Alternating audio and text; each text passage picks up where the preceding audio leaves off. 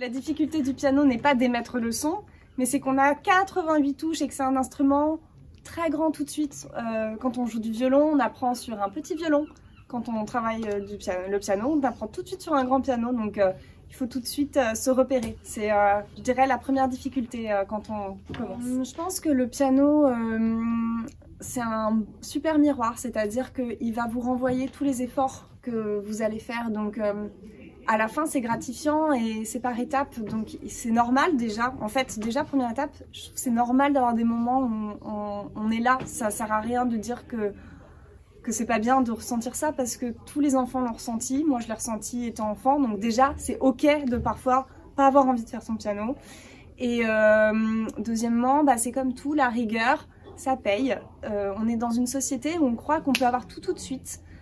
Un instrument de musique, c'est le contraire, c'est l'éloge de la patience. Mais par contre, à la fin de la patience, la récompense est tellement gratifiante. On est tellement fiers quand on sait jouer nous-mêmes d'un instrument que ça vaut vraiment le coup de s'accrocher. Et le piano, en l'occurrence, il est vraiment magique parce que c'est un instrument où après, quand on avance un petit peu, même à partir du deuxième cycle, on peut jouer avec des amis, on peut jouer en partageant la musique avec d'autres.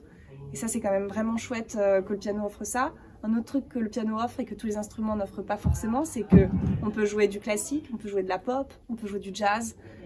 C'est quand même trop bien, on peut vraiment toucher à tout. Si on aime Angèle, on peut jouer une chanson d'Angèle. Si on aime Bach, on peut jouer du Bach. J'ai de la chance, mes parents, à partir de mes 9-10 ans, ils m'ont dit que si je voulais, je pouvais arrêter le piano. Donc déjà, ça m'a responsabilisée très tôt, puisque je devais vraiment assumer les conséquences moi-même de continuer cet instrument. Néanmoins, ce qui m'a été un déclencheur pour moi, c'est une professeure qui s'appelait Brigitte Ungerer, qui était une grande pianiste, qui un jour, j'arrive en cours à 14 ans avec elle, elle me demande comment je vais, et je tombe en larmes parce que mon petit copain venait de me larguer. Et elle me dit, ça m'étonne toujours, mais c'est génial, on va s'en servir pour ta sonate de Schumann, tu vas me raconter ça.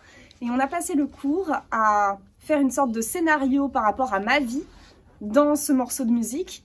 Et j'ai compris à ce moment-là que je pouvais me servir de toutes mes émotions réelles, de tout ce que je vivais, pour le transcender, même si parfois on vit des choses pas chouettes.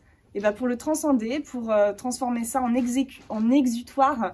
Et du coup, la musique me permet toujours de m'exprimer et d'aller mieux en fait. Donc ça a été ça l'élément déclencheur pour moi.